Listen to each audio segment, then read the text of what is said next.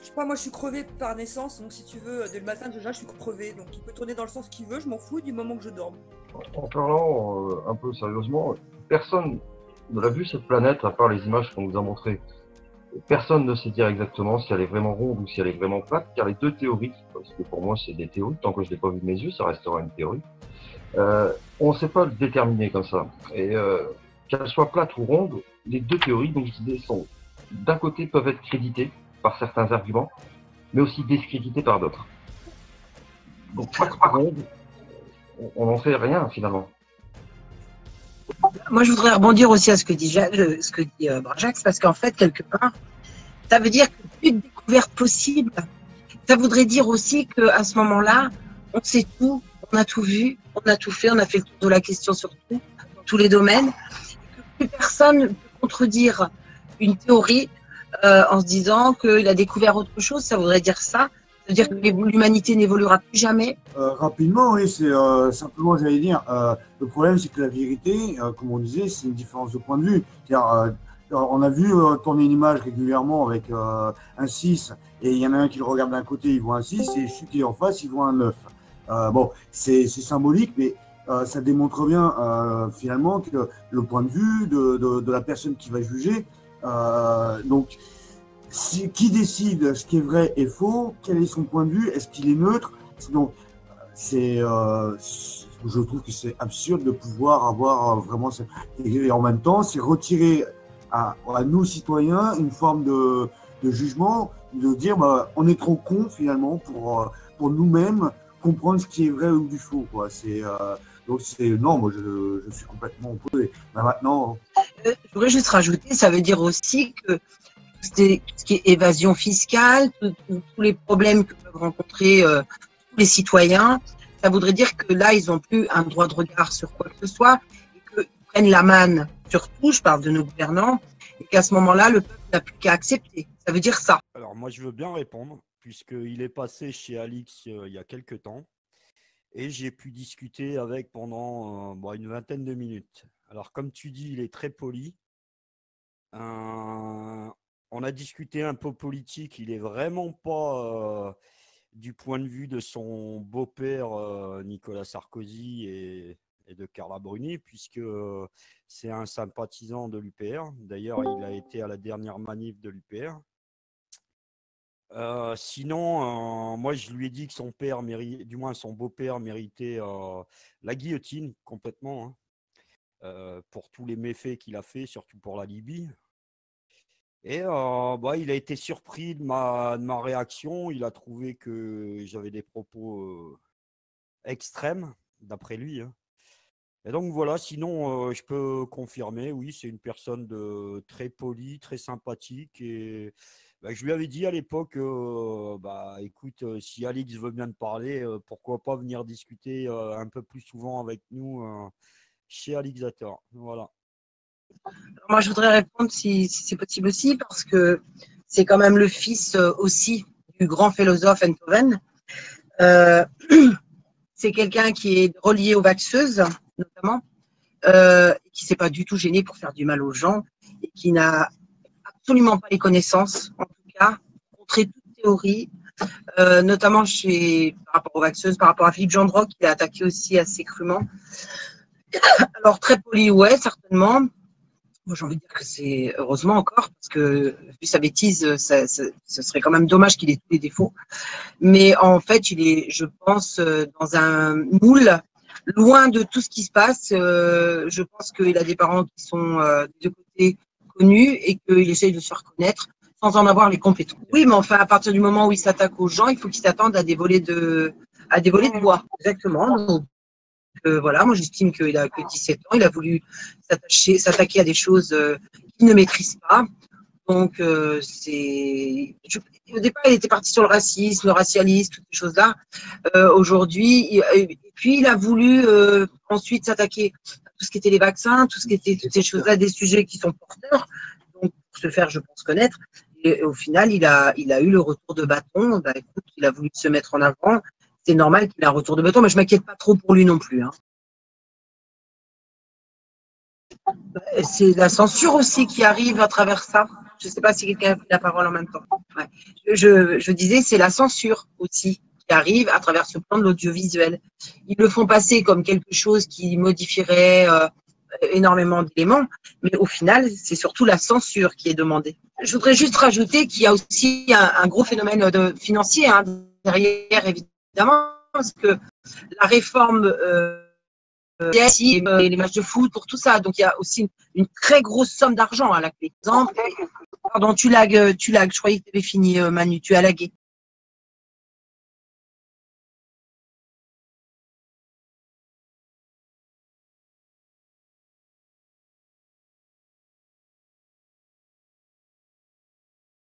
Je voudrais dire que j'ai partagé une vidéo de Élise Lucet qui était de France 2 et que France 2 m'a censuré. France 2 m'a demandé de retirer la vidéo. Ma chaîne, ma page Facebook, sinon elle était censurée.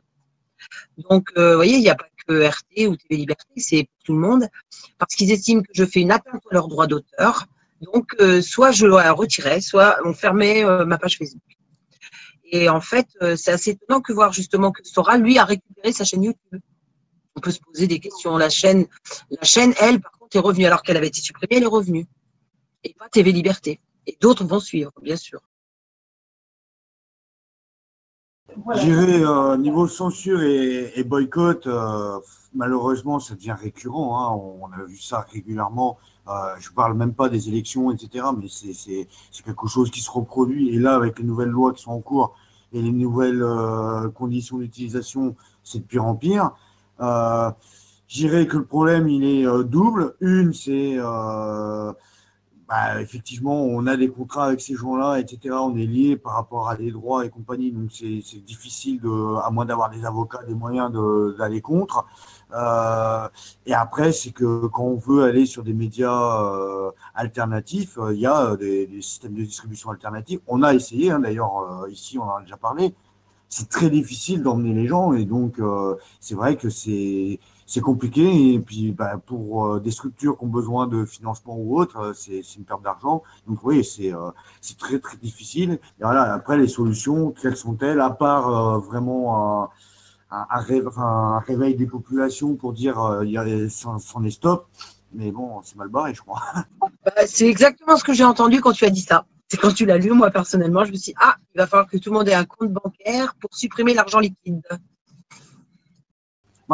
Déjà, on peut voir en France, avant on pouvait avoir un livret A, voire même ne pas avoir de livret du tout. On pouvait, il y a quelques années en arrière, travailler et demander notre argent en liquide à notre patron.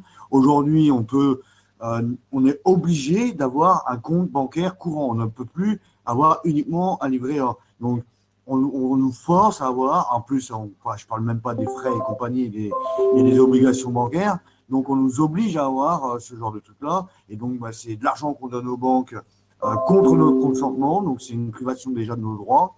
Et effectivement, c'est un contrôle total des banques, puisque si demain, on est obligé d'avoir un compte en banque, qu'il n'y a plus d'argent liquide planqué sous le matelas, s'ils veulent nous embêter, ils ont juste à nous couper notre compte et puis on n'est plus rien, quoi. Ils nous effacent, quoi.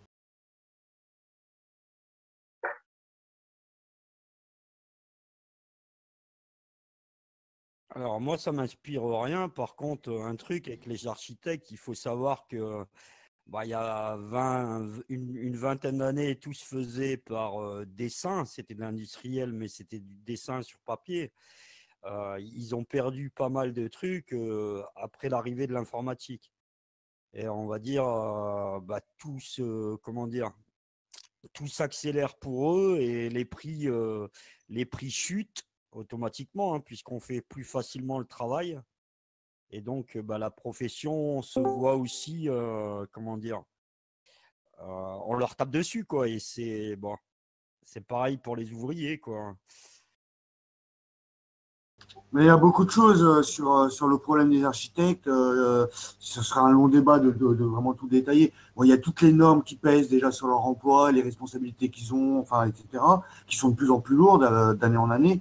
Et derrière, il y a une espèce de concurrence avec des architectes qui, eux, reçoivent des plans déjà préfet et qu'ils n'ont plus qu'à valider, etc. Enfin bon, et tout ça fait que, alors effectivement, c'était un métier qui dans le temps fonctionnait bien, et là, je comprends qu'ils ont fait des années d'études, de recherche, etc. pour arriver à juste signer des papiers qui sont déjà. Bon, c'est très compliqué. Et après, ils ont d'autres raisons de se plaindre. Mais comme je disais, c'est un long. Là, il faudrait vraiment approfondir le sujet, rentrer dans des. Enfin... Coucou Alex. Bonsoir Manu, bonsoir à tous et à toutes. Bonsoir. Donc, bon, ben oui, la privatisation, c'est un des sujets également auquel je m'attaque, vu que nous sommes en plein dedans avec la SNCF actuellement, et que ça fait des années que je préviens les gens sur le fait que j'avais compris, moi, depuis quelques années, que la France, ses dirigeants mis en place, soi-disant pour nous représenter et nous défendre nos biens et nos intérêts de petits travailleurs, de petits citoyens, c'est une grosse blague. Ils sont là juste pour les lobbies, pour tout vendre, pour permettre aux actionnaires en masse de faire un maximum d'argent et de faire payer tout ce qui était dit service public au préalable à tout le monde dorénavant. Et ils vont finir par y arriver, car les gens, sur 47 millions de votants, de personnes votantes en France, hommes et femmes, toutes ethnies confondues, toute origine confondue, étant français, parce qu'il faut être français pour voter. Bon, d'abord les papiers, dirons au minimum. Sur 67 millions de Français, c'est quand même que 20 millions qui ne se mêlent pas à l'affaire, dont beaucoup d'enfants. 47 millions de Français, il y en a plus de la moitié qui ont voté aux dernières présidentielles. Ça fait donc plus de 25 millions de Français, à peu près quoi, 25, 24, 25 millions de Français, qui n'hésitent absolument pas à foutre tout le reste de la France dans la merde sous des raisons de « Ah, mais c'est comme ça, vous savez bien ». Parce que justement, tu parlais d'Engie dans les articles relevés. Là, moi, j'ai eu une personne de GRDF, maire, les anciens, les vrais pionniers, les vrais patrons, les tauliers, avant que ça soit complètement ouvert à la privatisation et qui se retrouvent à ne plus détenir qu'un tiers de la ferme. Et ben, elle nous l'a dit, ben, c'est comme ça, on n'est pas d'accord, on est totalement contre, mais c'est comme ça, c'est la vie moderne, c'est comme ça, c'est l'avenir de la France et c'est l'avenir du monde. La femme, tout à fait au courant, et ça fait toujours d'avoir les infos quand on a des témoins directs des personnes travaillant dans les entreprises, subissant ou bénéficiant, mais souvent subissant les directives patronales, au minimum du consensus actionnariat, qui ont décidé qu'il fallait tout privatiser et que les services tout devait être payé, tout devait être payant, tout devait être payable, pas le consommateur. Non, pas le citoyen. Ça va être juste pour l'idéologie, le faire croire, pour votre petit esprit. Mais c'est le consommateur. Un mot que j'essaie en remettant les bons mots en place dernièrement dans certaines vidéos que je commence à faire, je ramène en place les vrais bons mots. Et ce n'est pas des citoyens, c'est des clients, des consommateurs.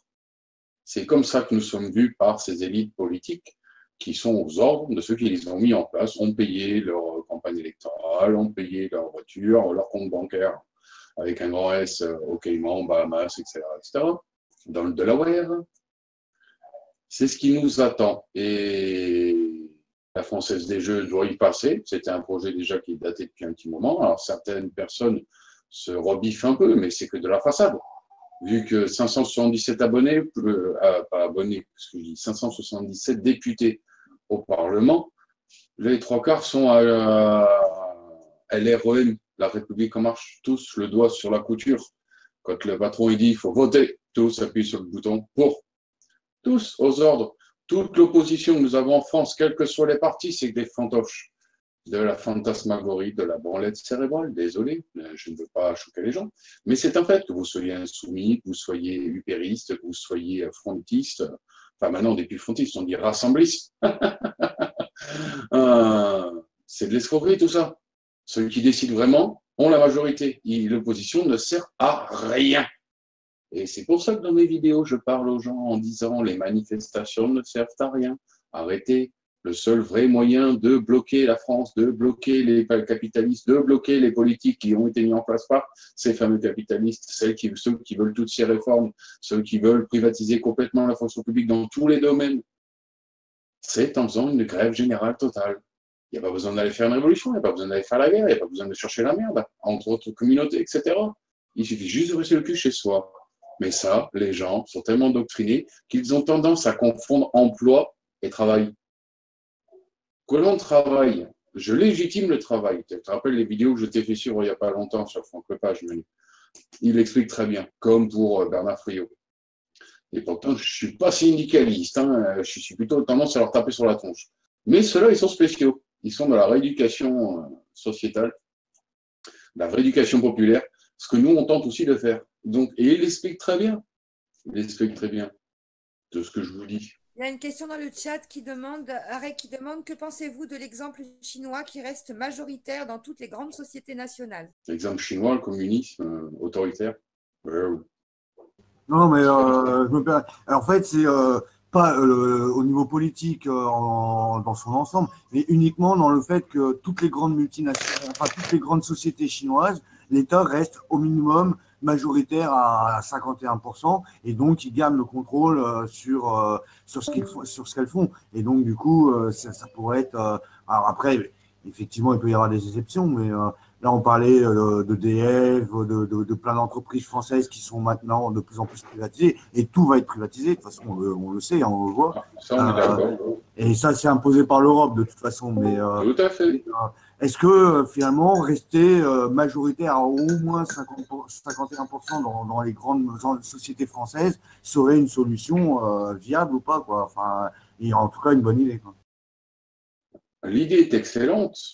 Le truc, c'est que ce n'est pas leur projet. Leur projet, c'est de tout privatiser. C'est de faire fructifier le seul truc qui donne des boutons à toute personne intelligente. Dont d'ailleurs, je crois que notre ami Être en Liberté en a parlé dans la dernière ou l'avant-dernière vidéo. C'est les actionnaires. C'est eux qui ont le pouvoir. Le réel pouvoir sur la planète, il est là. Toute cette oligarchie qu'on voit si petite, si communautaire dans ces sectes, très sectaires, très sataniques, tout ça, c'est du blabla. L'oligarchie mondiale, c'est les riches qui sont de partout. Et les riches, ils sont où? Ils sont actionnaires. Partout où ils peuvent l'être. Et c'est pour ça, quand on vous parle de multinationale, c'est pas la multinationale qui est dangereuse, c'est les actionnaires qui sont dans la multinationale qui sont dangereuses. Et ils ont tendance à souvent être actionnaires dans plusieurs multinationales. En fait, c'est comme un truc d'apparat, une façade, les multinationales. Ce qui est vraiment dangereux pour les gens de la planète, c'est les actionnaires. Les actionnaires, c'est eux qui ont mis les politiques en place, qui décident de la politique d'État, étatique, pour le bien du peuple, oui ou non. C'est eux qui décident, malheureusement. Et tous les Français, tout plein de, c'est pour ça que je vous parlais des votants tout à l'heure, qui vont voter pour ces gens-là, en oubliant qu'ils ont droit à la parole. Tout être, citoyen, si vous voulez, a le droit à la parole. Quand vous donnez votre vote à une personne, vous lui donnez votre droit à la parole parce qu'on y sommes dans une élection représentative. Et donc, on donne notre droit de parole à cette personne qui est censée nous représenter. Sauf qu'elle n'est pas là pour nous représenter. Elle a été mise en place pour capter les voix et représenter les vrais patrons qui l'ont mis en place. Là est le danger, ce qui fait qu'aucun poids, aucun impact, aucune chance de faire tomber cette excellente idée que tu nous as mis en avant. Ouais, bravo, franchement, je suis d'accord. Il faut que l'État reste propriétaire à 51% de tout ce qui est fonction publique. Tout, tout, tout. Je suis complètement d'accord. Franchement, ouais, malheureusement, c'est un vœu pieux. Et tant qu'on ne décarrera pas tous ces pourris qui ont été mis en place pour servir les actionnaires, eh ben, on l'a dans le bas. Bah non, de toute façon, c'est les réglementations de l'Union européenne, hein, c'est l'ouverture à la privatisation de tous les secteurs. Donc, on n'a pas le choix, c'est comme ça. Donc, alors, il y en a qui vont me dire oui, mais l'Europe, c'est bien parce que, ouais, ok, il y a peut-être certains avantages, je ne sais pas, économiques, mondiaux, mais on n'a plus aucune décision, donc on est obligé de se plier. Il faut privatiser tout. Voilà, c'est l'Union européenne qui l'a dit, donc si on veut rester dans l'Union européenne, on est obligé.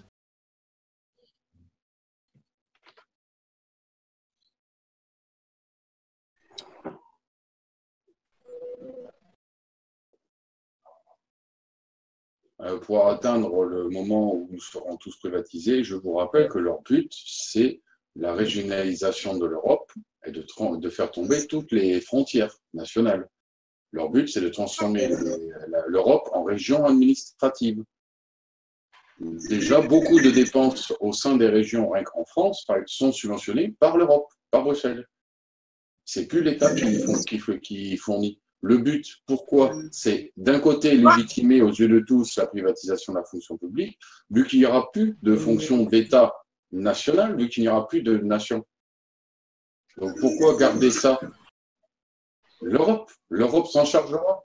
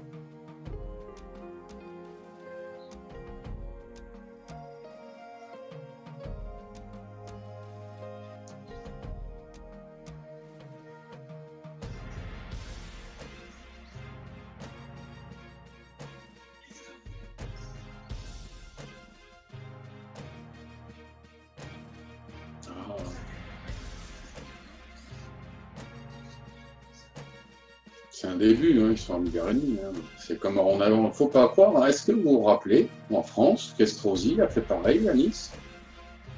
Vous vous rappelez de ça? Qu'il a mis toute la ville de Nice sous surveillance, avec reconnaissance faciale, les visages et tout. Vous avez vu passer l'info? Juste avant ou juste après l'attentat de Nice? Je crois que c'était avant, ou un peu avant ou un peu après. Ah, c'était après. Ils veulent habituer tous les peuples à ce qui nous attend. Regardez en Suède, je vous ramasse des morceaux. En Suède, l'argent fiduciaire c'est fini, il n'y a plus de pièces, c'est publié, c'est terminé. Ah, t'es un malade, t'es un conspirateur, la puce finie n'arrivera jamais. Ouais. Bizarrement, les gens, en Suède, ils l'ont déjà dans la main. Ils ouvrent des portes, ils vont retirer des sous, ils démarrent leur voiture. Ils ouvrent les portes au travail, sans taper de code, sans rien du tout. Même pas, il n'y aura pas besoin, juste un petit téléphone ou un truc qui capte les ondes que développent les puces RFID et qui pourront capter les codes. Parce que je pense que c'est surtout sur un code simple. Les puces ne doivent pas contenir autant d'infos que les conspirateurs du net s'amusent à nous le dire.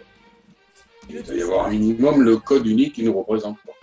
Alors, juste pour info, le 12 juin en Espagne, à Lérida, il y a le peuple qui a commencé à vouloir s'exciter après une subdélégation du gouvernement. Ils les ont,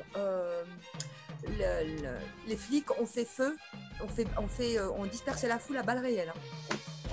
C'est le début. Ils sont en avance dans le mécontentement sur nous, les Espagnols. Hein. Les Italiens aussi, d'ailleurs. Le 12 juin, je t'envoie le lien, Manu. Info très récent.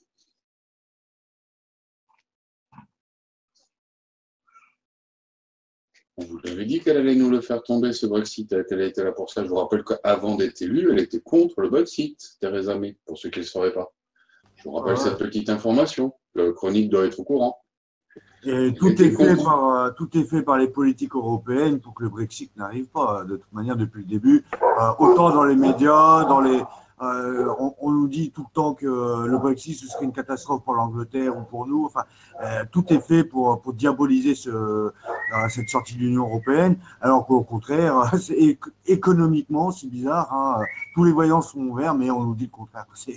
Alors, moi, je connais des gens qui vivent en Angleterre. J'en côtoyé, j'en côtoie 2-3. Il s'avère qu'ils vivent beaucoup mieux depuis qu'ils sont sortis de l'euro.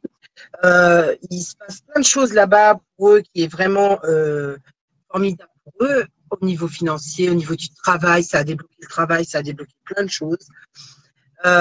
Ensuite, par contre, ils ont quand même plus de problèmes, effectivement, parce que ils sont bloqués pour quitter leur pays. Si 3 mois, ils sont plus anglais. Il y a pas mal de soucis de cet endroit-là, mais sinon, au niveau, enfin, il faut qu'ils reviennent chez eux, sinon c'est très compliqué ce qui se passe là-bas. Par contre, financièrement, ils sont bien mieux. Il y a plus de travail, ils ont plus de moyens. C'est ce que eux disent en tout cas aujourd'hui. Et je me demande si peut-être c'est pas un exemple pour dire, voyez, c'est un échec, inutile que la France sorte de l'euro, c'est pas la peine. Je pense qu'aussi c'est lié à ça.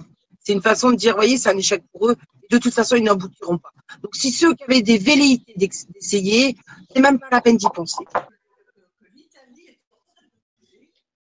Ben, c'est les politiques italiens, c'est Salvini et l'autre. les gars. Là, ça va être chaud, là. Bon, je suis un peu étonné qu'ils nous disent que l'Autriche et l'Allemagne, qui a été la première à faire rentrer le CETA en Europe, avec l'aide de la France, c'est bizarre qu'ils voudraient créer un axe avec l'Autriche et l'Italie pour être contre le CETA. Je trouve ça très bizarre. Non, je crois que tu as mal entendu ce qu'elle a dit. Bah, elle a lu le texte qu'on a sous les yeux, là. Ouais. C'est écrit, hein. Je lis en même temps que quand vous le lisez, je l'avais déjà lu, moi.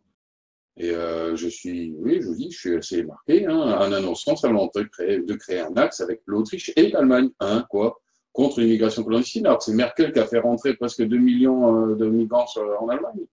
Ah, c'est moi qui avais mal. Excuse-moi, c'est moi qui avais mal compris. Je Il n'y a crois pas de que tu souci. sur le CETA. Il n'y a pas de souci. Tu as remarqué toi aussi?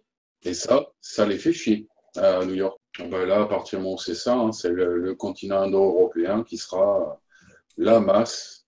Mais non, l'Allemagne et la ça, France ont je crois que c'est un gazoduc. Non, c'est une voie commerciale, je crois. Ils ont une voie commerciale justement pour un gazoduc. Donc ça, c'était prévu depuis un moment. Donc ils savent depuis longtemps qu'ils ont un accord commercial entre eux. Ils sont en train de protéger leur accord commercial. L'Allemagne n'a jamais cessé de commercer avec la Russie. Tout à fait. Ils sont pas bêtes. Hein. Les Américains savent très bien que pour garder leur impérialisme, ils doivent contrôler, entre guillemets, l'Europe. Enfin, entre guillemets, je ne sais même pas d'ailleurs si je devrais mettre les guillemets. Ça a toujours été, on le sait très bien, que nos différends avec la Russie les arrangent très bien. Si demain, l'Europe se mettait à se tourner, à être partenaire avec la Russie, ce serait une catastrophe économique pour les Américains. Ça, c'est pas nouveau. Et on le voit dans le fil de l'histoire depuis déjà pas mal d'années. Hein.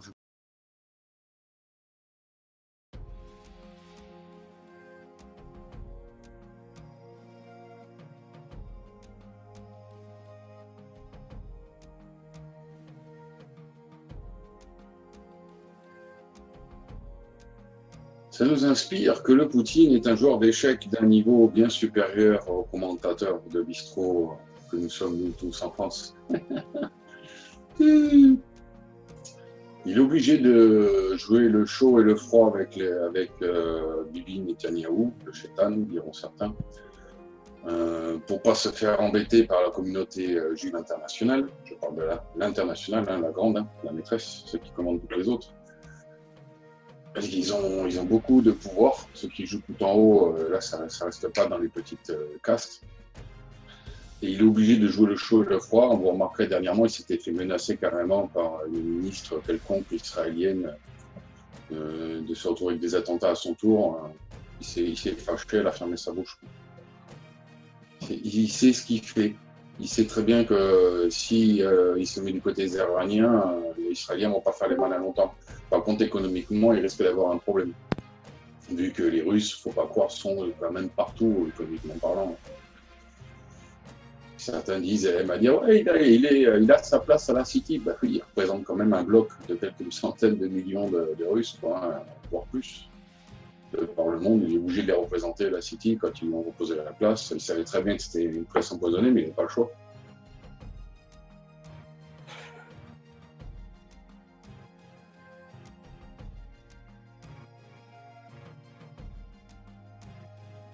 Alors, j'ai vu passer cette info, et en fait, j'ai des amis suisses. Tu n'es pas la seule que je connais, Manu. Je connaisse, pardon. J'ai des amis qui m'ont dit qu'en fait, en Suisse, ils ne sont pas moins épargnés par la corruption dans les votes, la manipulation des résultats, que nous ne le sommes en France. Certains croient bien innocemment qu'il n'y a pas de corruption en Suisse et le peuple félicite. Il n'y a pas vraiment, en fait. Les votes sont truqués pareil, tout c'est fait par ordinateur, etc. Chacun à sa maison, vote de chez soi. Combien de faux votes ont été mis en place pour que ce truc passe et rejette l'idée qui est sûrement venue du peuple à un moment ou à un autre. Erdogan, c'est Erdogan, Erdogan, je sais pas, chacun selon les langues. Et lui, il joue, c'est un Bayrou turc, sans vouloir faire de mauvaises images, mauvais jeu de mots. C'est le gars, et en fait, il tourne sa veste dans le sens où il en a besoin, il se sert des gens comme il s'est servi de l'OTAN, comme il se sert de l'Union européenne. Je vous le jure, les migrants rentrent pas, rentrent chez moi. Comme il se sert de l'OTAN par rapport à Bachar al-Assad, comment il s'en sert par rapport aux Kurdes, comment il joue avec Poutine, alors après lui avoir descendu un de ses Sukhoi, etc. Comment il est en train de se mettre l'OTAN à dos. Donc il est un peu en mode sans pitié dans son pays, il faut dire les choses, quoi. Mais regardez même, chez Poutine, il n'y a pas longtemps, il y a un de ses opposants, il a fini en prison, hein, jugement en prison. Pour un mot, je connais une connerie comme ça, c'était juste pour lui faire fermer sa bouche, mais quand même. Les pays autoritaires, on le vend en poupe en Orient. Je ne sais pas si vous avez remarqué. Faites un regard global, que ce soit Birmanie, Japon, Chine, Russie, Turquie, Iran, tous les pays qui ont les États-Unis, on a l'autre côté, hein, Occident aussi, hein, tous ceux qui ont la poigne en ce moment ont tendance à avoir le vent en poupe. Et tous ceux qui sont en train de tout vendre leurs biens, privatiser leur pays, sont en train de descendre grave, dans la bonne opinion aux yeux du monde de la planète entière.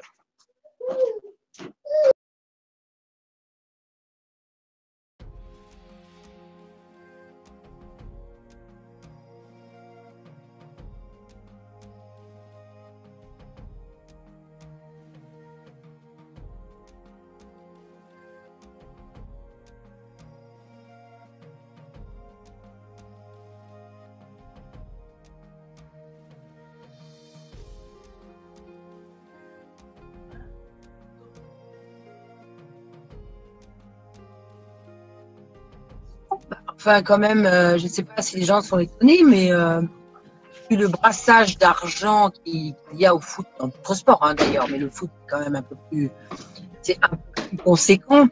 Là, je ne sais pas pourquoi les gens sont étonnés, vu tous les scandales qu'on a déjà eu au foot et tous les investisseurs. Alors, cherchez l'erreur. Il y a tellement d'investisseurs que c'est assez drôle, je l'ai dit dans ma dernière vidéo, de voir des milliers, des millions, des milliards presque d'ailleurs, pour tout le monde, de gens qui regardent et qui sont pauvres, qui n'arrivent pas à s'en sortir, ils voient jouer 22 joueurs milliardaires sur le terrain. On se fout de qui, quoi? On se fout de qui? Ouais, si je peux ajouter quelque chose par rapport au foot, Ronaldo vient de payer une amende de 18 millions d'euros pour avoir détourné de l'argent. En fait, il a pris 2 ans avec sursis. Et en fait, s'il allait au bout de son procès, c'était 28 millions d'euros, voire 29 millions d'euros qu'il devait payer. Plus, il aurait pris 3 à 4 ans et là, il aurait dû avoir du ferme. Donc, ces gens-là, friqués, comme vient de le dire, être en liberté, se permettent de payer des petites factures parce qu'en fin de compte, il a détourné beaucoup plus. Et eux s'en sortent royalement et en plus, on les revoit sur les terrains de foot. Donc voilà quoi. Et il n'y a pas que lui, hein. C'est qu'un exemple.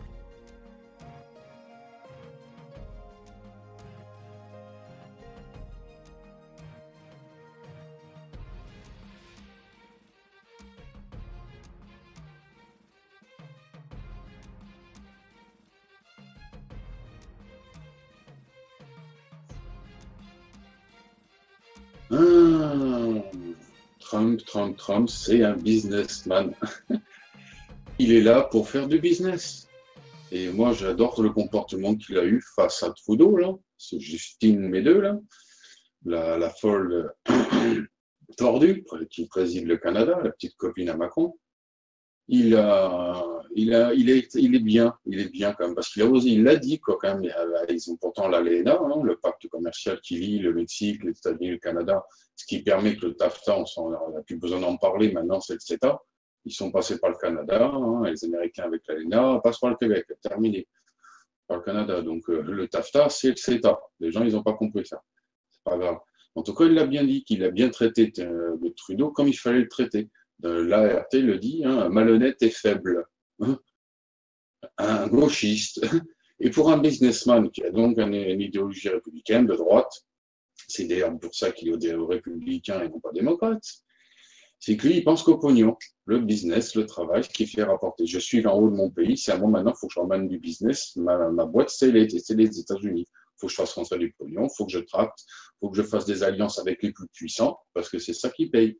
Donc il est obligé. Tous les gens qui disent non, il ne se rapprochera jamais de Poutine, blablabla. Mais sûr que si, il est obligé. Pour le business, il n'a pas le choix. Et c'est peut-être pour ça qu'il a été mis en place d'ailleurs, pour faire reculer l'échéance du fait qu'il y aurait un conflit entre les puissances de la bien-pensance américaine, qui font partie et qui scindent en deux l'État profond américain, et la partie businessman, militaro-industriel, Big Pharma, tout ça, qui sont pour faire du pognon, du genre maîtriser les masses, faire de l'argent avec les masses, et les bien-pensants. C'est pour ça qu'ils ont mis en avant, ils ont dit c'est bon, on ne fait pas passer notre bien-pensance par Clinton. Elle était fleurant, elle, sans déconner. Des démocrates, là. C'est progressiste en carton. Vous entendez d'ailleurs, démocrate, progressiste, c'est les mots qu'on entend beaucoup dans la bouche de Macron. Et la Merkel aussi, enfin tous les pro-européistes, quoi.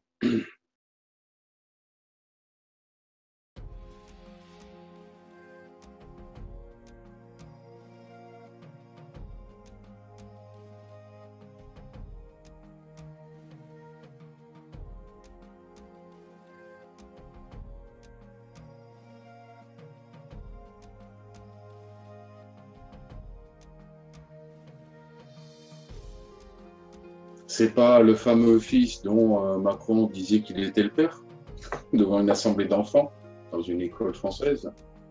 Si j'ai bien le souvenir. Si. Hein, vous voyez, j'ai de la mémoire. Hein. Bon, l'article du Libre Penseur que nous a mis Manu m'a aidé à me souvenir que c'était lui, le jeune en question. Puis il y a la petite aussi blonde en haut à gauche de la photo, là. Qui est la petite sœur aussi. Oh, d'où je suis ton petit frère, d'où t'es mon père, j'ai 3 ans plus que toi. Ça l'a fait comme ça à l'époque, ça me fout mal, quoi. Il est quand même le vice-président de la société Kantar Health, hein, quand même. Et un prestataire spécialisé dans les études de marché. Ah, puis il a gravi les échelons très très rapidement, étonnamment.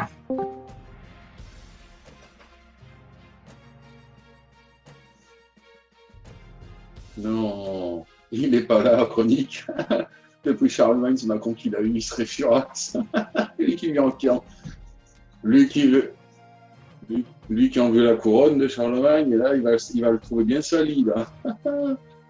Mais on se rendra compte qu'en fait, les gens de pouvoir font souvent des très bons mariages. Hein. Sarkozy, par exemple, n'est pas marié avec n'importe qui. Enfin, il y a quand même une espèce de connivence. C'est un peu étrange, quoi. Non, c'est pas étrange, c'est orchestré, c'est organisé. Ils se marient pas par amour comme toi. Ils se marient pour les intérêts de la nation. C'est pas une nation, ils se marient pour leurs propres intérêts. La nation, ils en ont rien à battre en fait. On peut se crever, c'est pas un problème. Ils se marient pour leurs intérêts, pour faire des alliances, c'est tout. C'est tout, c'est rien d'autre.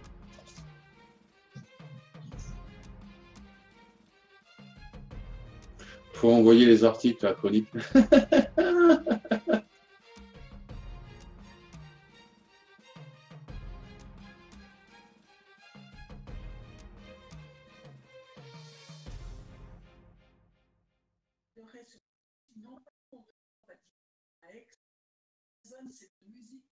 Encore un vaccin?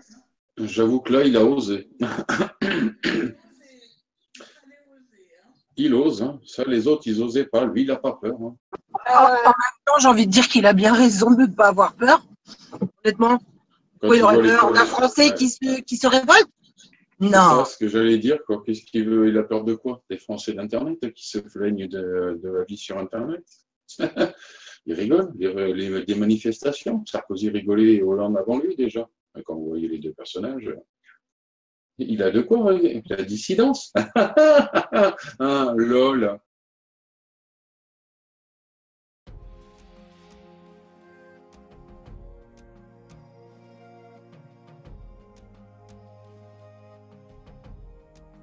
Il faut virer tous ces escrocs hein, qui, soi-disant, élus, alors qu'ils ne sont pas élus par le peuple. Et il faut faire attention à qui on envoie à l'Union européenne. Il y a les européennes, c'est les prochains votes, je crois, pour ceux qui votent. C'est pour ça que ça me fait chier. Moi, je suis abstinent du vote. Pardon, excusez-moi, je m'engage quelque peu châtié. Mais je m'aperçois qu'il y en a quand même, comme je disais tout à l'heure, bah, un tiers des Français qui votent, quoi, réellement. Un tiers qui est inscrit mais qui ne vote pas, et un tiers qui s'en fout. Et ce tiers c'est plus de 20 millions de Français, on va dire, à minima, quoi. Ça fait du popolo. Ce sont quand même des gens qui veulent absolument voter. Bon, bah, si tu veux voter, vote intelligemment, quoi. Et c'est le boulot que j'essaie de faire à chaque fois que je fais un truc de vote, mais c'est showtime, hein. Les gens prennent, mais t'es pour lui, mais après t'es pour elle. Les gens, ils veulent absolument vous mettre dans des cases, tellement qu'ils sont habitués. Ils ne sont pas prêts à sortir de ce cursus du vote, donc d'être en acceptation de tout ce qui est décidé par les instances. La fragilité du peuple, la résistance en carton. Ouais, et puis ça nous manipuler, quoi. Ils nous sortent du chapeau. Attention à l'extrême gauche, attention à l'extrême droite. Allez, il faut que vous ayez voté contre votre ennemi. Et puis, bah, du coup, les gens, ils sont là, ils sont motivés. Hein. Ah ouais, attention, on va perdre notre démocratie, hein, si on va appeler ça comme ça. Hein. Mais bon, c'est ce qu'ils nous disent. Ils nous servent de la liberté et des droits à toutes les sauces pour mieux nous en priver. Alors, comme ça, c'est magnifique. Hein. Et les gens, ils gobent tout. C'est parfait.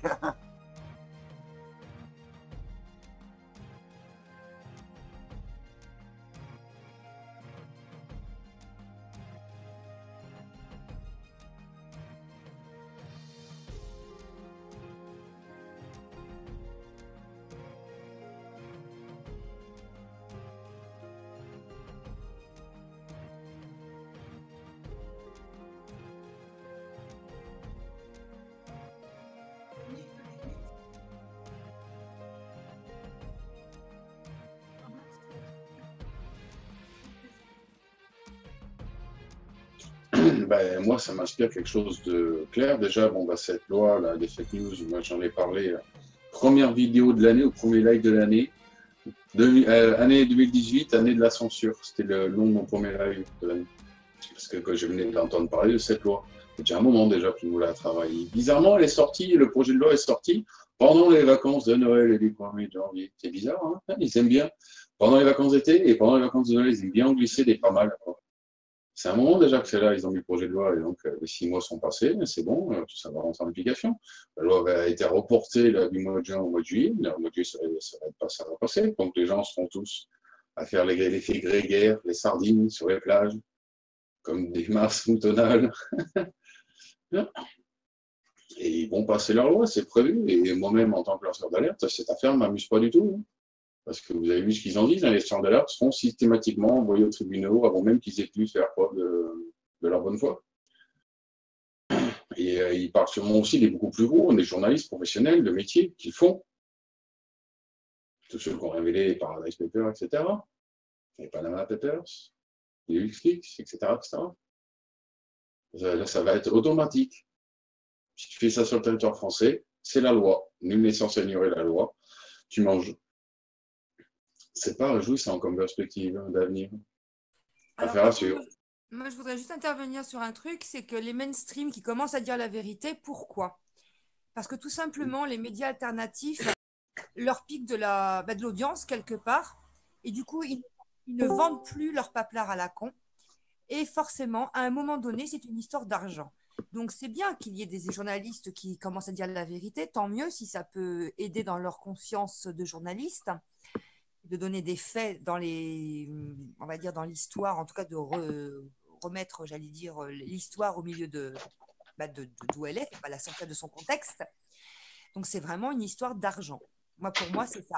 Maintenant, je ne dis pas qu'avec un peu de chance, il y aura peut-être des journalistes qui auront enfin une conscience. Voilà. Ouais.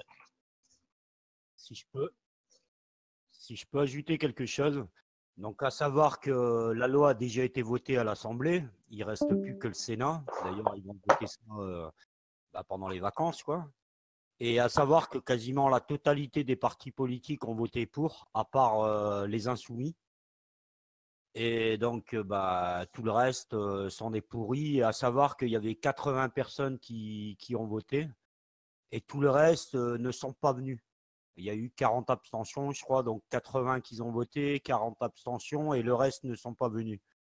Et comme on dit, il y a un dicton qui dit rien consent. Hein. Il ne faudra pas l'oublier s'il y en a encore parmi nous qui votent, quoi.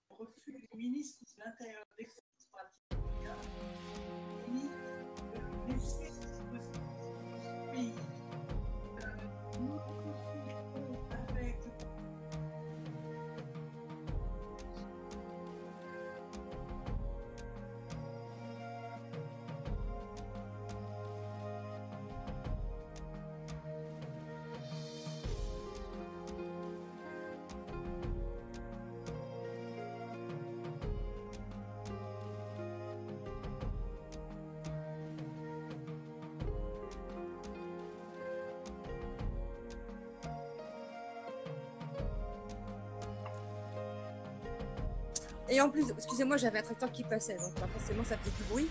Qu'est-ce que je voulais dire? Il a été démontré également que l'Aquarius était financé par l'Open Society qui appartient à Soros. Qui appartient à Soros, évidemment. Donc on est bien d'accord que Soros, ça fait les... On peut aller plus loin. Hein. Et sur le trajet pour aller à Valence, il pouvait très bien s'arrêter en Tunisie, en Algérie. Et là-bas, les migrants n'avaient rien à faire. C'est pas des barbares en Tunisie ou en Algérie quand même. Faut pas abuser. Ils avaient Je vais rien à être très craindre. désagréable. Je voudrais intervenir sur l'Aquarius. Je vais être très très désagréable. Je sais plus à quel siècle les Espagnols ont chassé les morts de leur pays. C'est quand ils les accueillent de nouveau. J'ai fini d'être désagréable. Et comme a dit Marie dans le chat, l'Espagne prend les migrants à condition que la France accueille aussi ces migrants. Donc de toute façon, ils passent par l'Espagne, ils vont remonter. Exactement. Tout ça, toute cette affaire, en fait, c'est du vent. C'est pour mettre un coup de pression médiatique internationale sur l'Italie et le nouveau gouvernement qui est eurosceptique. C'est tout. C'est juste c'est de la propagande, tout ça. C'est surtout pour mettre un coup de pression aux Français, à tous ces gens-là. Soyez bons, messieurs, dames, soyez gentils, accueillez tout le monde. Oui, C'est le surtout bateau, ça. comme C'est d'hab, surtout de toucher le cœur des gens parce que c'est trop gens sur un bateau. C'est ça le problème. Mais surtout qu'ils sont en sécurité sur le bateau. À partir du moment où ils sont sur le bateau, hein, ils sont en toute sécurité, ils ont été secourus, ils sont plus des survivants, ils sont des passagers d'un bateau. Les amis, les mots, les amis, les mots. À qui est revenu l'argent et qui a donné l'argent? Qui a reçu l'argent pour faire voyager ces gens? Qui? Comment? Mais ça, c'est un trafic qui est bon. Mais des navires, des bateaux comme ça, là, on nous fait tout un truc, tout un pataquès. Alors, c'est triste, hein, il n'y a pas de souci, il n'y a pas de problème. Hein, bon. Mais c'est tous les jours qu'il y en a des navires et des bateaux comme ça de migrants. Il y a des barques avec 300 migrants tous les jours qui font le voyage. Là, pourquoi ce bateau-là de 600 migrants, on nous en fait tout un pataquès? Donc, il y a une histoire politique hein, avec le refus de l'Italie. Il y a toute une histoire avec l'Espagne qui l'accepte, qui machin. Donc, il y a tout un truc médiatique autour, politico-médiatique. Parce que sinon, des bateaux comme celui-là, il y en a malheureusement, alors je dirais pas tous les jours, mais quasiment tous les jours. Voilà, des barques de 200, 300 migrants. Et parce que les gens commencent à se poser des questions, parce que les gens commencent à en avoir marre. Et donc, automatiquement, il se passe que les gouvernants sont en train de faire appel au cœur des gens. De dire, voyez, ces pauvres migrants, mais c'est propagandiste, ce n'est rien d'autre. Là, c'est une question, là, c'est pas les gens, c'est les médias qui nous mettent ça sur la table parce qu'il y a une décision, là, c'est pour nous montrer, et c'est un jeu politique, là, c'est de la manipulation. Mais les médias, ils obéissent. Ils ont utilisé ce navire-là pour mettre ça sur la table, voilà, après, dans quel but, après, bon, ça, c'est. Les médias, ils obéissent à qui? À qui obéissent les médias? Mais il n'y a pas que ça. Mais après, ça, on peut en débattre pendant des heures. Hein. Mais la génération identitaire voilà, qui avait dénoncé l'utilisation de ce navire, quoi. Je veux dire, il y en a tous les jours des navires comme celui-là qui arrivent. Donc, pourquoi celui-là? Parce qu'il y a une utilisation médiatico-politique. Après, pourquoi et du comment, ça, comme tu dis, on peut en débattre. Et il faut savoir que Génération Identitaire qui a dénoncé tous ces trucs-là, qui s'est fait taper sur la tête, aujourd'hui, tout le monde prend ça enfin à cœur. Donc, c'est pas une histoire d'être extrémiste ou patriote ou machin, ça me semble logique. Donc, ce qui prouve bien que, voilà, ils ont cherché quelque chose, les gens commencent à se poser des questions, et Génération Identitaire a fait partie de ces mouvements qui ont dénoncé ce qui se passait quelque part. Alors, j'aimerais rajouter, ce matin, j'ai vu une vidéo, quelqu'un a posté une vidéo chez Alix, d'un Parisien qui a voyagé pas mal d'années, il était au Maroc dernièrement, et il dit bien qu'on va chercher les migrants, carrément les enfants migrants, on va les chercher dans leurs habitations au Maroc, en Algérie, un peu partout en fait.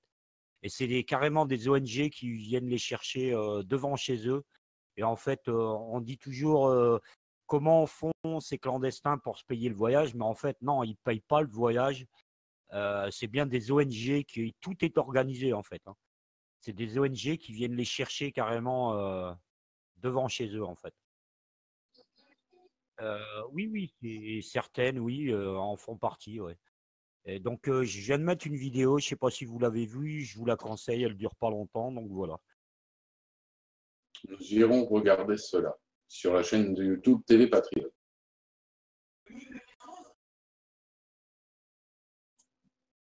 Tout à fait. C'est pour pouvoir se défendre. Les Américains le font depuis longtemps, avec toutes les émissions COPS là, qui se regardent, les Américains avec les caméras dans les voitures. Bon, ça permet de pouvoir filmer ce qui se passe et de ne pas pouvoir être attaqué en justice au contre-coup, ou de pouvoir punir des faits qui seraient avérés de mauvais comportements. Mais bon, tous ceux qui ont ça sur eux, ils vont être sages comme des images. C'est logique. Et bon, vous voulez pas de reconnaissance faciale, avec ça, c'est mort. Ils vont être équipés, eux, de leur reconnaissance faciale, et après, quand ils contrôleront les gens, ils pourront filmer et garder pour eux toutes les photos, les images des gens qu'ils auront filmés avec leur petite caméra. Ils sont malins. Je ne veux pas faire de la conspiration 2.0, hein, mais c'est d'une logique pragmatique, évidente. Fichage. Sachant qu'il n'y a plus de justice, en plus, dans aucun domaine ou pratiquement. C'est vrai que c'est à se demander pourquoi on a foutu des caméras dans toutes les villes de France, par exemple. Les Anglais n'en sont pas aussi contents que les politiques essaient de nous le faire croire, les médias. Les Anglais n'en sont pas du tout contents des caméras partout. Là, ils ont prévu de ne plus donner les pensions de réversion pour les veuves. C'est dans les tuyaux, c'est-à-dire que quand vous perdrez votre époux, eh bien, vous n'aurez plus de pension de réversion. Donc, les femmes qui ont eu des enfants sont pénalisées forcément par leur grossesse et par le fait qu'elles aient pu s'arrêter pour élever leurs enfants. Eh bien, elles se débrouilleront. Il n'y aura plus de pension de réversion. C'est dans les tuyaux, ça aussi. Rappelez-vous que leur but, c'est de faire comme aux États-Unis, pas de retraite. Vous voulez de l'argent pour vos vieux jours? Fonds de pension, assurance vie, plan épargne, mettez votre argent dans les banques. C'est tout, hein. C'est leur projet. Hein. Prévoyez pour vos vieux jours par vous-même. Ils veulent tout privatiser, donc les agences qui font que vous cotisez pour votre retraite, ce sera des agences privées, ce ne sera plus l'État. Plus besoin de sécu. Quelque chose qui marchait si bien. À un temps que les moins de 40 ans ne peuvent pas connaître. Je sais. Tout à fait. Moi, je vous demande juste, chers auditeurs, de regarder vers la Grèce pour savoir ce qui est arrivé aux retraités grecs et à quel point ils en sont actuellement. Info que vous pouvez trouver, bien sûr, sur les réseaux sociaux. Hein. C'est qu'en fait, les retraités grecs, ils en sont à avoir 200, 250, 150 euros de retraite. Ils ont été dans la rue en 2015 ou 2016, je crois, ils étaient dans la rue. Et à nouveau en 2017, avec les petits papis et les mamies qui se fâchaient, hein, ça faisait tomber les barrières. Hein. Ils n'avaient rien envie au Black Bloc, hein, les retraités là-bas, ils ont commencé à péter un plomb, et c'est ce qui nous attend en Espagne, en Italie et en France. Je vous informe pour ceux qui ne le sauraient pas. C'est leur but, supprimer les retraites. Point. Les retraites, il fallait y penser au cours de votre vie, ça fait longtemps que les projets de loi sont là, ça fait longtemps que les médias vous en parlent, les réformes et tout. Vous êtes stupides ou quoi? Vous ne savez pas ce que c'est que les réformes?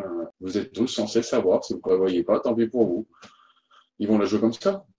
Est-ce qu'ils vont... Que les 2 points de CSG qui ont été augmentés, les 2 points de CSG qui ont été augmentés des anciens, à côté de ça, on permet l'évasion fiscale à toutes les grandes multinationales qui sont sur notre territoire, qui font du pognon, 1 milliard. Ça, il y a un problème. Les gens ne se rendent pas compte de l'importance qu'a l'État public, la réalité de l'État pour un pays, pour une nation. Ils ne se rendent pas compte que c'est important les nations pour le bien du peuple. Le tout commercing, le tout libéralisme, le tout progressisme, ça a forcément des limites qui à un moment peuvent amener que des problèmes. Surtout que c'est trop vite, dans le temps, qu'ils sont en train d'appliquer leur plan. Le mondialisme va trop vite. Est-ce que les gens savent combien touche un Premier ministre? Alors, un Premier ministre, sachez qu'il n'a pas de retraite, il a une allocation. Donc, bon, il ne sera pas touché. Donc, lui, il perçoit 14 910 euros par mois, bien sûr, pas par an, hein, comme le président de la République. Et puis, les ministres touchent 9 940 euros par mois aussi, qui est une somme d'ailleurs identique secrétaire d'État. Voilà. Mais c'est une allocation, ça ne s'appelle pas une retraite. Vous voyez comme on joue sur les mots quand même. Hein. Ah, mais c'est fait exprès, hein. C'est de la novlangue, c'est l'apitoiement du langage des gens.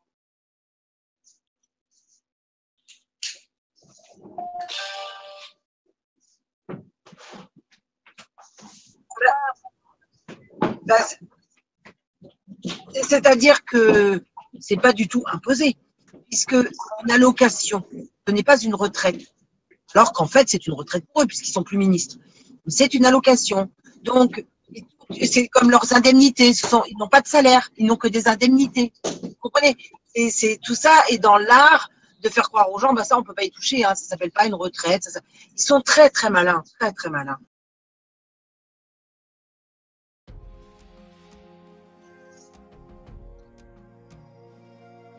Le fameux bénévolat, ça arrive. Travail gratuit, c'est pareil. Hein. Le département du Haut-Rhin voulait faire travailler gratuitement les bénéficiaires du RSA en échange de ce revenu.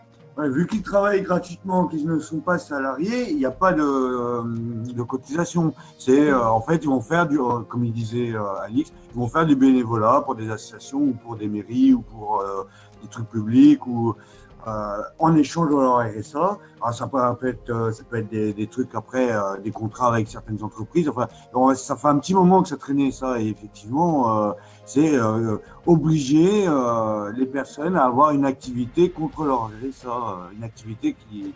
Ah bah ouais, mais là, ça devient du travail dissimulé. Hein. Ah bah c'est clair. Ah mais il doit y avoir. Après, il doit y avoir quand même un truc comme les stages, quand on fait des stages. Moi, par exemple, je suis au Pôle emploi, etc. Je suis recherche d'emploi. Je peux faire des stages gratuits dans des entreprises pour soi-disant essayer un métier, etc. Donc là, ça va être un peu le même principe. On va t'imposer d'aller dans des entreprises, passer des heures, ou dans une mairie, ou dans une association, où tu vas aller passer des heures à travailler. Et si tu ne le fais pas, si tu refuses, on te supprimera ton RSA. Mais ce sera déclaré. Mais vu que tu ne seras pas rémunéré et que ce sera une obligation de faire ces heures, ça veut dire que tu cotiseras pas. On t'imposera d'aller faire. Ce sera un peu comme des travaux d'intérêt public, quoi. Voilà, quoi. Un peu. TG. Non, mais de toute façon, il faut bien se rendre compte qu'aujourd'hui, on est de plus en plus dans une espèce de prison à ciel ouvert. Et où on est de plus en plus enfermé, on peut plus rien faire. Tu vas faire ton potager, on t'impose si tu as une serre. Tu vas faire ceci, on te demande des taxes. Tu vas faire cela, on te l'a. Tu veux rien faire, eh ben non, t'as pas le droit.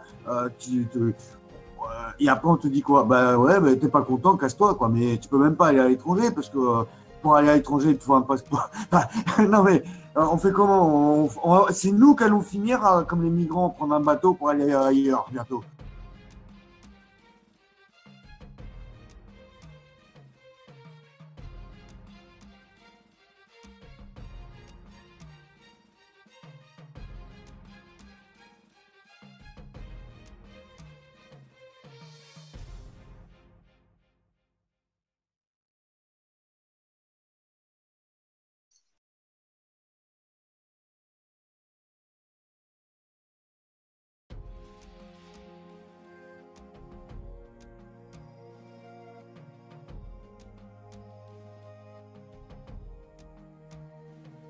J'en suis totalement persuadée.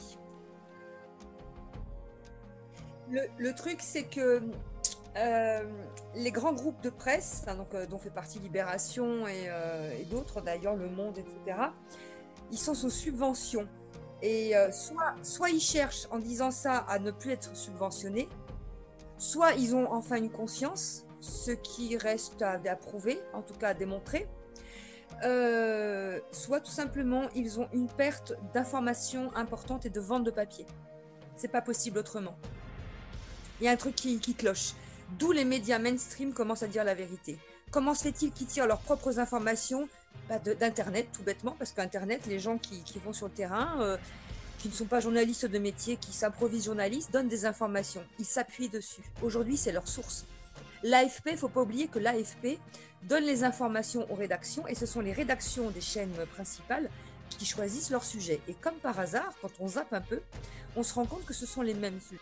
Disons que non, je ne vais pas être désagréable comme ça, je vais dire Ils choisissent leur sujet. C'est bizarre, ils sont très communs. Pour des 20 heures, par exemple, je trouve ça un peu limite, parce qu'ils ne disent pas tout. Et en plus, ils sortent tout de leur contexte. Donc, voilà. Est-ce que maintenant la presse écrite est en guerre contre la presse télévisée? Ce qui est possible. Pourtant, ce sont les mêmes groupes de presse subventionnés. Moi, je pense que c'est un problème d'argent, très franchement. Ou alors, ils veulent faire tomber une certaine presse. C'est possible.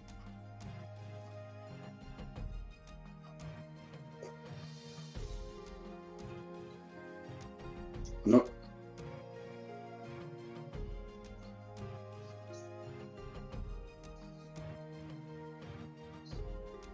Oui, et no life.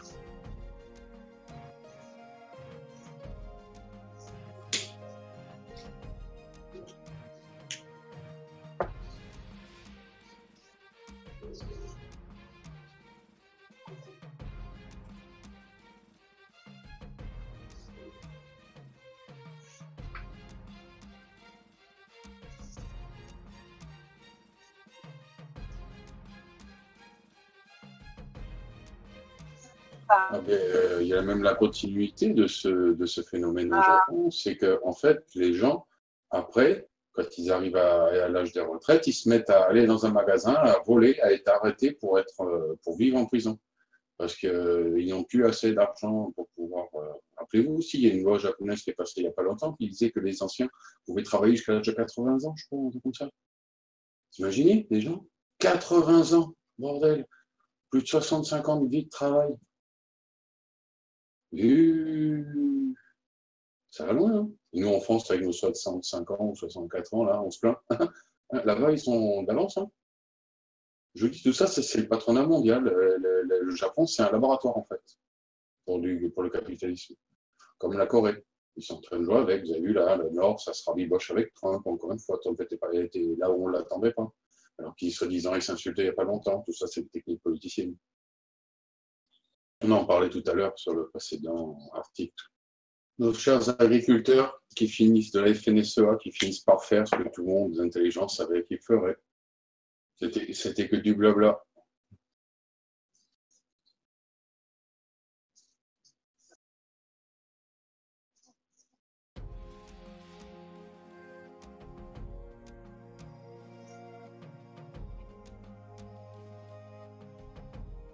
Ben, c'est un lobby puissant, la FNSEA en France. Hein.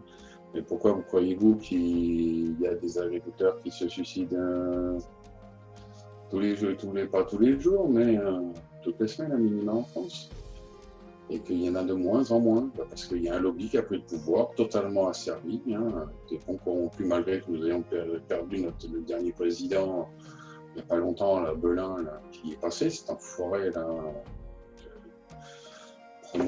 promoteur du supermarché des ovins internationalement parlant. Mais bon, son remplaçant n'est guère mieux. Hein. Ils sont tous sur la ligne toujours entre eux. Hein. Je suis désolée, je ne vais pas pleurer sur le cas des agriculteurs, j'en suis désolée. Mais depuis la PAC de 2012, ils le savaient. Ils ont été prévenus, ils ont choisi le rendement à la logique. Ils ont choisi certaines choses. Je suis désolée, je ne peux pas. J'y arrive pas. J'y arrive pas.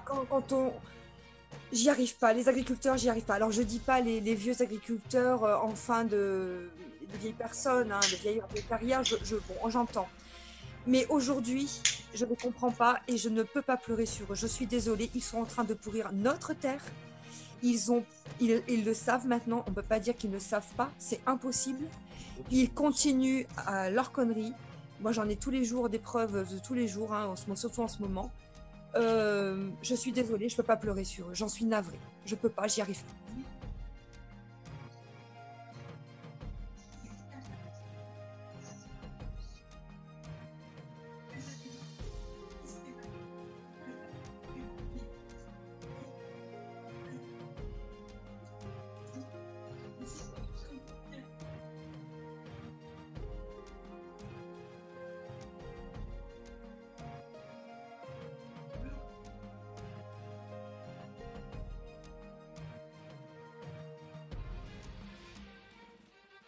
Tout à fait. Il y avait 63 personnes présentes ce jour-là. dont un représentant des Insoumis du Front National. Et ils ont tous voté pour l'abandon de ce projet de loi qui permet plus de protection pour les animaux, la surveillance des abattoirs.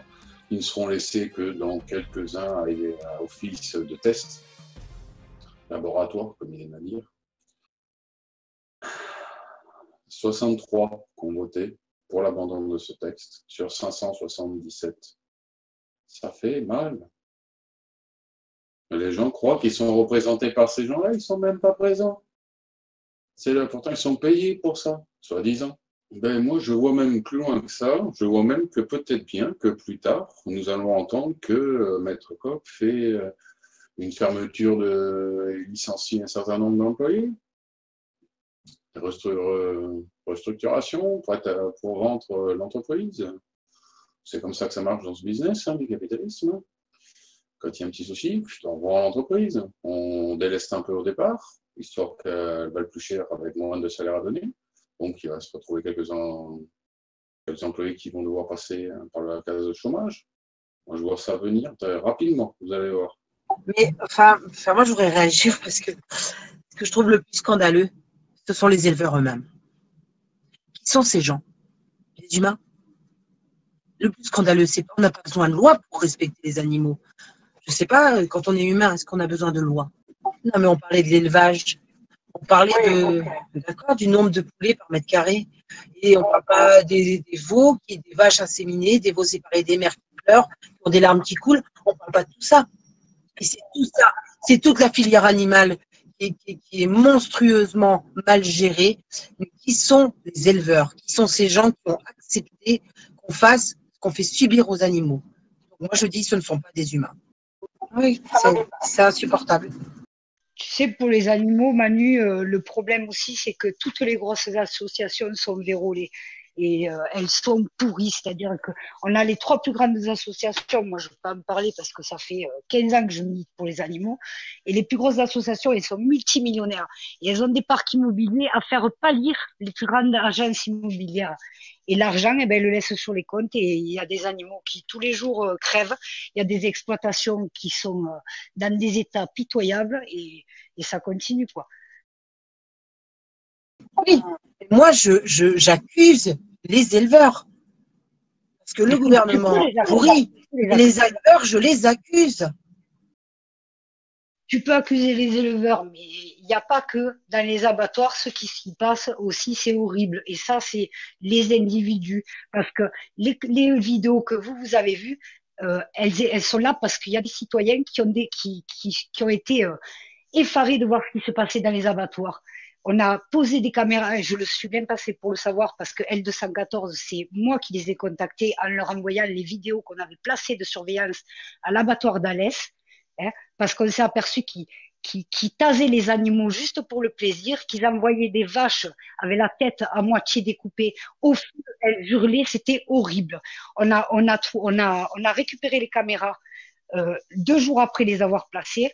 On a vu les vidéos, on a vomi, on pleurait, on n'en pouvait plus. On a contacté plein d'associations. La seule qui a répondu, c'est L214 et qui nous a dit on descend et on vient avec nos vidéos. Et depuis, ils en mettent dans plein d'abattoirs où on rentre la nuit et où on va placer les caméras, on revient 2 jours après.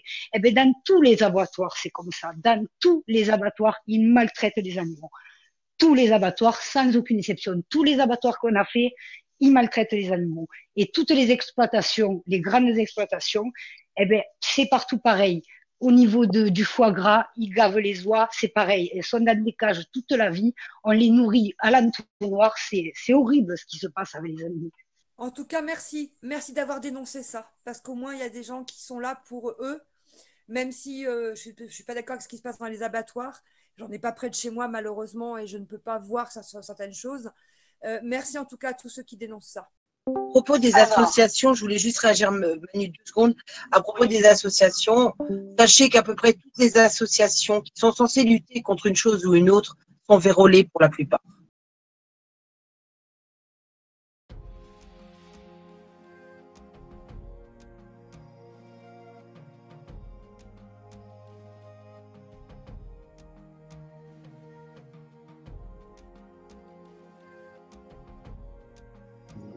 il y a sûrement des assurances qui, à un moment ou à un autre, dans la hiérarchie de ce projet, vont prendre leur argent. Genre mutuelle, d'État. Puis leur projet, c'est de privatiser la Sécu, donc ce sera après le budget pour les. C'est une marche transitoire. Tout ce qu'ils font ne sont que des marches transitoires en attendant de pouvoir. Ils ne peuvent pas tout mettre d'un coup comme ça sur la table. Les Français se révolteraient directement. Ils ne peuvent pas. Ils attaquent les Français sous tous les angles. Macron, il a fait 1 an de Macron déjà, et il a déjà fait beaucoup de dégâts. Il y a encore 4 ans de lui. Ils sont là pour tout détricoter. De la Constitution jusqu'au prix du billet de bus. En passant par toutes les étapes. Ils vont tout détricoter, en faire un maximum de droits, soi-disant droits, sociaux, sociétaux, aux gens, au peuple, aux citoyens. La puce RFID, Alix, dans ces cas-là, la puce RFID, donc ça veut dire que lorsque tu vas... De toute façon, je vais recommencer, pardon. C'est un peu confus. Quand tu vas chez le dentiste... déjà, on est mal remboursé. Déjà, par définition, on est mal remboursé puisque souvent les mutuelles, on les prend à cause de ça. Nos enfants, l'orthodontie, etc. Les adultes, plus tard, ils préfèrent qu'on n'ait plus de dents, quelque part, mais nous mettre des vaccins ou nous soigner chez les médecins. Hein. Donc ça, bon. Maintenant, si on doit aller chez les dentistes, se faire changer une dent, donc déjà la mutuelle va casquer. Et en plus de ça, il mettrait une puce RFID dedans. Est-ce que les dentistes ne le verraient pas? Moi, j'ai un doute. Je pense que la puce RFID, ce sera une imposition, une acceptation du peuple pour la puce et par un non-choix, non-offre de choix. Par rapport au fait que si vous voulez avoir accès à votre compte bancaire, il faudra que vous ayez une puce, pas le choix. Ça englobera tout un tas d'autres choses. Moi, je ne vois pas la puce RFID imposée par surprise, par un pion machiavélique. Mais non, ils vont nous la coller et ils diront aux yeux de tout le monde. Ça nous est déjà fait en promotion partout où ça peut en être. Comme quoi, c'est quelque chose de moderne, progressiste. Mais attends, Alix, ce serait ignoré à ce moment-là qu'elle est déjà dans les 11 vaccins. Ça, on n'en a pas encore de preuves. Ah si, c'est prouvé. Tous les écrits, Jean Droc, allez voir ses vidéos, allez lire ses livres. C'est prouvé dans son dernier livre. Il y a énormément d'informations et plein de gens ont témoigné. Si, c'est prouvé dans les nanoparticules. Ce sera bien parce qu'avec la 5G qui arrive, les gens, alors là, cette fois, ils vont devenir totalement fous. Et ce sera un bon moyen, je rajouterais, pour imposer la nouvelle carte de sécu en format RFID directement sous la peau. Les autres ne pourront pas bénéficier des soins. Excusez-moi, on va revenir sur l'histoire de l'Aquarius. J'ai les nationalités des gens qui sont arrivés donc de l'Aquarius. Il n'y a aucune personne qui vient des pays en guerre. Donc la traduction, ça veut dire en fait que la haute finance a demandé la nationalité de la marchandise. Hein. Je dis ça comme... Non, c'est vrai. Non, dis donc, tu ne commences pas, tu dis c'est bien. La traduction, ça veut dire tout simplement que la haute finance a demandé les nationalités de la marchandise. C'est pas une connerie. Voilà. Mais nous sommes de la marchandise. Pour eux, ce sont des gens sans affect. Il faudrait quand même que les gens réalisent qu'on a à la tête partout que des psychopathes, que des gens qui sont sans affect. La réalité, elle est là. Donc, les lois qu'ils imposent, le fait qu'ils soient capables d'accepter que des animaux souffrent le martyre, que des humains soient en train de mourir par les vaccins ou par la chimiothérapie qui n'est que pur mensonge, vous pensez que ça leur fait quelque chose ou pas? Ils sont dans une réalité de pouvoir. C'est même pas l'argent, c'est le pouvoir. Oui. De vie ou de mort. Le jeu stratégie, le jeu de société à l'époque, il s'appelait stratégie, domination du monde, c'est ça. Marchandiser la vie humaine de Maria Poumier, je conseillerais aux gens. Ils vont vendre nos enfants, ils vont vendre les enfants, ils vont vendre la procréation. À qui? À ceux qui auront les moyens d'acheter. Fred, ça va faire plaisir à Fred. La marchandise, elle n'a pas été perdue en mer par contre. Hein. Enfin bon, c'était un aparté, pardon. Pas toute la marchandise, non, il y en a une partie qui monte à la surface, elle est récupérée et puis elle est remise dans le bateau, là, du coup.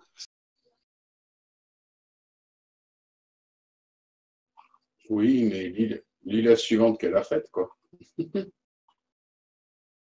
Elle a des sorties, celle-là, on la connaît, hein, Être en liberté, on la connaît bien, elle. Hein.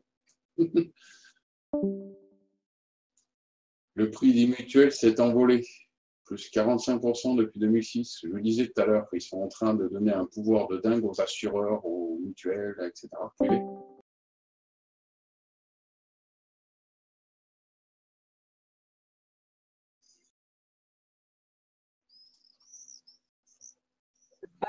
Ça ne fait pas gagner d'argent à Big Pharma. Donc, on n'est pas dans la logique de Big Pharma. Donc, quand on n'est pas dans la logique de Big Pharma qui impose ses dictats à tous les médecins, chirurgiens, hématologues et tous ces gens-là, eh bien forcément, on est en train d'enlever pas que l'homéopathie, on est aussi en train d'enlever les huiles essentielles, toutes celles qui fonctionnaient très bien. Il y a plein de souches homéopathiques qui ont disparu depuis déjà 2 ou 3 ans, des souches homéopathiques extrêmement importantes. Celles-là, on ne peut plus les avoir. Des huiles essentielles comme l'artémisia, comme le thuya, comme d'autres aussi, ont totalement disparu de la France. Alors, c'est incroyable. Vous avez des fabricants français, parce que j'en connais un, qui a des huiles essentielles extrêmement formidables, qui sont formidables. Il exporte donc ces huiles essentielles, comme l'artémisia, comme le thuya. Et vous êtes obligé de commander à l'étranger pour en avoir une. Voilà. Donc, il a le droit de la fabriquer, mais il n'a pas le droit de la vendre en France. Elle n'est pas belle, celle-là? Alors, je veux juste préciser que l'artémisia et le thuya sont des huiles essentielles anticancéreuses, surtout donc, c'est interdit de se soigner avec ça. Vous comprenez des fois que ça vous soignerait.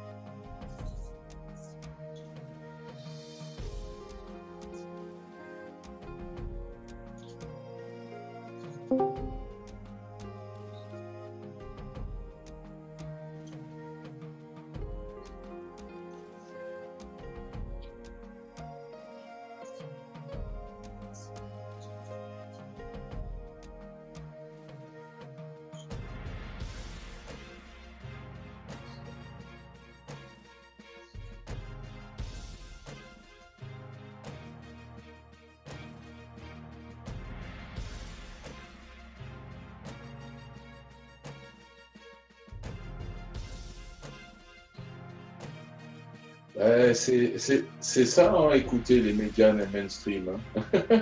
C'est taisez-vous. Hein.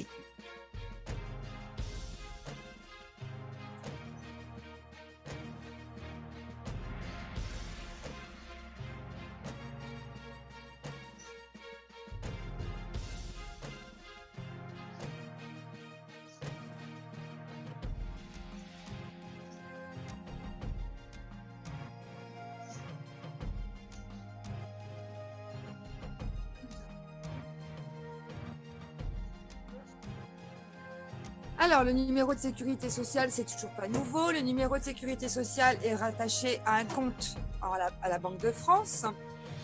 Ce numéro de sécurité sociale, eh ben, en faisant, il faut prendre certains numéros, notre numéro de sécurité sociale, le placer sur une création d'IBAN et du coup, ça vous donne votre numéro de compte de fiducie. Il faut savoir que notre compte de fiducie, jusqu'à 44 ans en tout cas, ils ont parié sur vous à hauteur de 20 millions d'euros.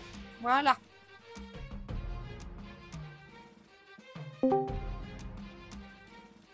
Ce compte est géré par une agence de la Banque de France qui se trouve 31 rue Petit Croix. Fred pourrait confirmer, c'est Petit Croix de Champ ou Croix de Petit Champ, un truc comme ça à Paris. C'est une filiale de la Banque de France. Voilà, donc c'est assez... on coûte à peu près, ils ont fait un calcul entre ce que l'on va coûter pendant notre vie et ce que l'on va dépenser. Ils ont considéré que c'était 20 millions d'euros. On leur rapporterait 20 millions d'euros. Notre compte de fiducie, c'est ça. Alors, il faut savoir que la Fred pourrait en parler un peu plus que moi. Avant 44 ans, il paraît qu'on peut récupérer ce compte de fiducie, en tout cas l'utiliser, si ce n'est le récupérer. Après 44 ans, comment vous dire? Eh ben non. Voilà. Aujourd'hui, oui, en effet, donc j'ai été sur Internet, j'ai fait une création d'IBAN avec mon numéro de sécu, donc certains nombres. Et puis j'ai testé, je voulais voir si vraiment c'était possible, et en effet, ça tombe bien sur un compte. Tout à fait. Donc ça, pour vous donner la méthode, après, là, il faudrait que je prenne mes notes parce que c'est pas un but en soi pour moi. Hein, donc, c'est pas vraiment pas un but, hein, vu que j'ai passé 44 ans. Mais n'empêche que je voulais essayer et en effet, ça fonctionne. Maintenant, je ne l'ai pas utilisé. Donc, je ne pourrais pas vous dire si ça fonctionne. Je sais que d'autres ont utilisé le leur et ça a l'air de fonctionner. Voilà.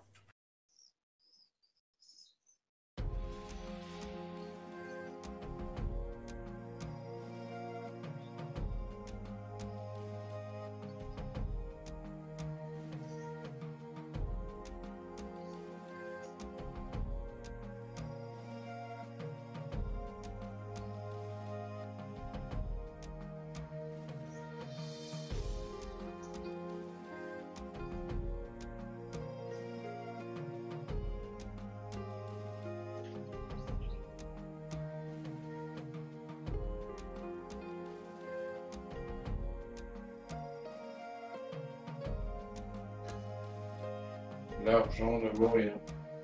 L'argent ne vaut rien.